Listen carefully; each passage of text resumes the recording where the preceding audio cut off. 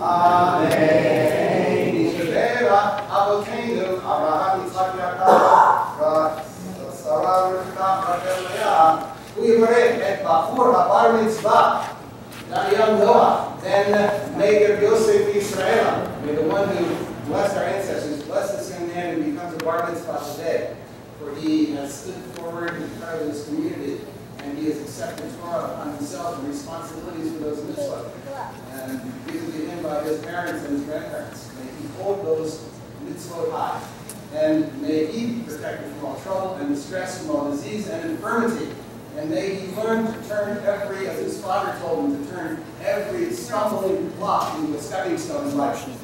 May all of his worthy deeds come to success, and let us all say, Amen. Amen.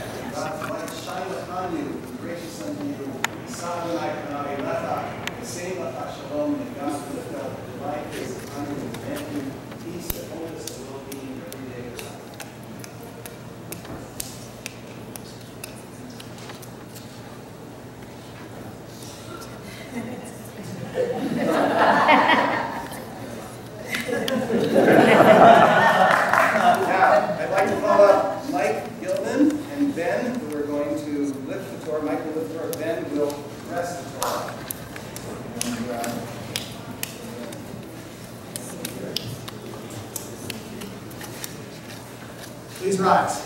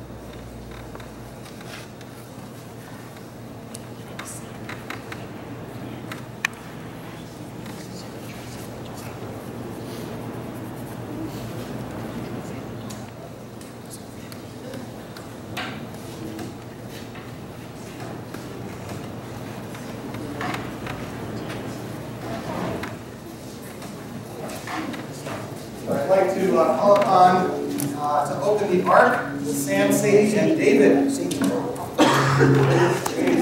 and turning your prayer books to open the ark of the rest. And you find the ritual Return Torah on page 110. Hallelujah, Shem Adonai, Yisrael, Shalom Levato.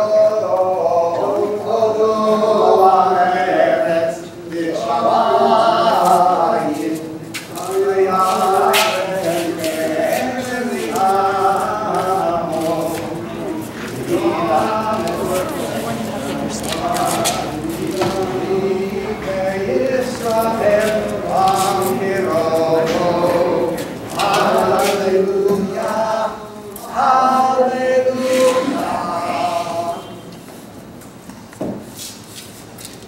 good doctrine has been given you. My Torah, do not forsake it.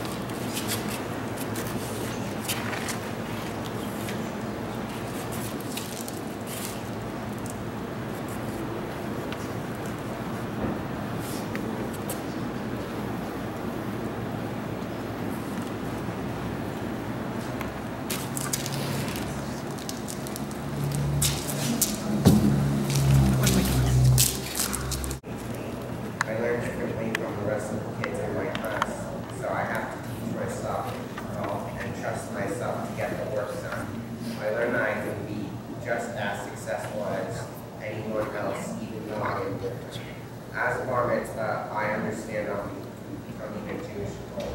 I will be taking responsibility for my actions. I will be learning to release my confirmation. This is a newly gained my Jewish education. I thank Mom and Dad for paying for this Jewish education and for supporting me. I would also like to thank Rabbi Steinberg, Rabbi Lewis, Cantor Schickler, and this all congregation General for tutoring me. Thank you to Rabbi Mom for listening and thank God for listening to this service. Thank you to all family here today who traveled from far away to celebrate. I love you all. Oh, love you. Daniel, congratulations. I'm the first one to be able to wish you that. I know that your family is very proud of you. Your rabbi, you can tell him that he can be proud of you as well. I'm sure he knows that already. So I'm going to give you a couple of presents. First is this certificate. There's a line drawing at the front of the synagogue there. That's one. And then I have a present from the congregation. Blessing, peace, and loving deeds here at St. Thomas for you. Now I'm giving you this to you, but you have to promise you're not going to study until confirmation. You're going to study the rest of your life. All right? This is by artist, signed and numbered artist, photographed by artist Susie Kittleman, who was raised in this congregation. And look, there's a picture of you and me here celebrating this day in this synagogue looking out at St. Thomas.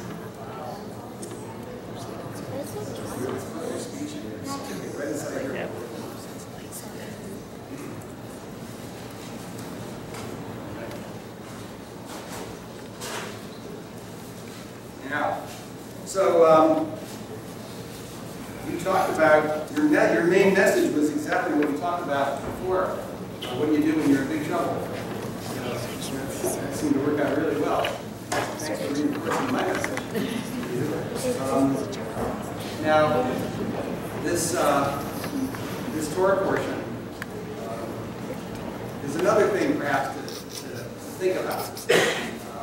In Moses turning aside to look at this thing happening, this bush burning and not being consumed. You know, bushes burning in the desert, that's not an unusual thing. Lightning strikes, everything is tinder dry, bushes burst into flame. It happens all the time. But you have to stop and look for a while, really watch that to see that the bush is not burning up. So Moses took a moment to look at something that was ordinary and see in it something that was extraordinary, something that was miraculous. And I think that's a good thing to remember too, that always in life, look at every little thing and understand that which is miraculous in it. Sometimes the very smallest thing is the most miraculous thing if you see it with eyes like that. Then God says to Moses, take off your shoes from off your feet, and you'll recognize that the ground you're standing on is holy ground. Right? And the word shoe na'al is from the same word as na'ul, locked, because it closes, it locks in your foot. So there is a Hasidic teaching that says, take off that which encloses you, that which is habitual. Cast it off and you will recognize that wherever you stand is holy ground. So what does that mean, wherever you stand is holy ground? It means that wherever you go, you are a divine being. You are more than any other animal as a human being. Now, that takes us back to Genesis, where God said, let us make man in our image according to our likeness. And when Dad said, let us make man in our image according to our likeness, who was God talking to? There was no one, Moses wasn't born yet. Adam and Eve weren't there yet. So who was God talking to? Well, that's the traditional answer, the angels. I have another suggestion, another possibility.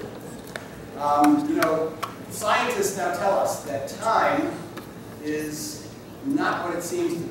We see time, there's a past that's gone, and then we're here right now in this moment, and then there's the future that is yet to be, right, that we can't see. But actually, scientists tell us that all of time is already there together, the past and the future, almost like a movie, a film, and you only see one frame at a time as it clicks by, but the whole film is there, created, in existence. And time is like that. And the Jewish view of time is the same as what scientists now tell us.